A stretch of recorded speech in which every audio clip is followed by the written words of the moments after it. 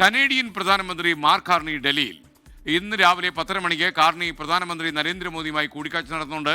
ഇരു രാജ്യങ്ങളും തമ്മിൽ വ്യത്യസ്ത ധാരണാപത്രങ്ങളിൽ ഒപ്പുവയ്ക്കുന്നതും സംയുക്ത പ്രസ്താവനയോടെ 11:30 മണിക്കുണ്ടാകും എന്ന് പറയുന്നു. എന്തായാലും ഇതൊരു വലിയ ചുവടുവയ്പ്പാണ്. ഇടയ്ക്ക് ചില അലോസരങ്ങളൊക്കെ ഉണ്ടായി. ബൽറാം നെടുങ്ങാടി ഡൽഹിയിൽ നിന്ന് ചേരുകയാണ്. ബൽറാം, ശരിക്കും കനേഡിയൻ ഇന്ത്യ ബന്ധത്തിൽ ഒരു പുതിയ പാത ഇത് വെട്ടിത്തുറക്കും എന്നാണ് നമ്മുടെ വിശ്വാസം. പറയൂ.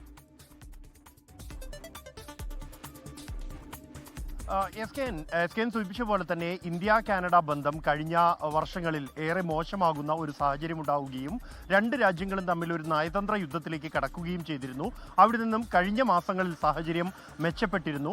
എന്നാൽ ഇരു രാജ്യങ്ങളും തമ്മിലുള്ള നയതന്ത്ര ബന്ധം കൂടുതൽ ദൃഢമാകുന്ന ഒരു നീക്കമാണ് ഇന്ന് നടക്കാൻ പോകുന്നത്. പ്രധാനമന്ത്രി നരേന്ദ്രമോദിയും ഒപ്പം തന്നെ കനേഡിയൻ പ്രധാനമന്ത്രി മാർക്ക് കാർണിയും തമ്മിൽ ഇന്ന് നടത്തുന്ന കൂടിക്കാഴ്ചയും തുടർന്ന് ഇരു രാജ്യങ്ങളും തമ്മിൽ ഒപ്പുവെക്കുന്ന ധാരണാപത്രങ്ങളും ഇരു രാജ്യങ്ങളും തമ്മിലുള്ള വ്യാപാര നയതന്ത്ര ബന്ധങ്ങൾ കൂടുതൽ ദൃഢമാക്കാൻ വേണ്ടിയുള്ളതാണ്.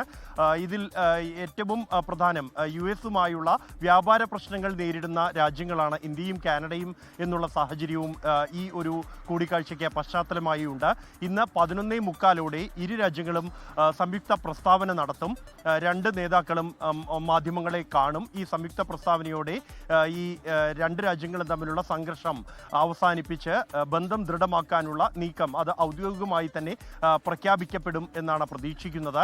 ഇതോടൊപ്പം തന്നെ 2 മണിക്ക് ഭാരത് മണ്ഡപിൽ വെച്ച് ഇന്ത്യ കാനഡ CEO മീറ്റിലും ഇരു നേതാക്കളും പങ്കെടുക്കുന്നുണ്ട്.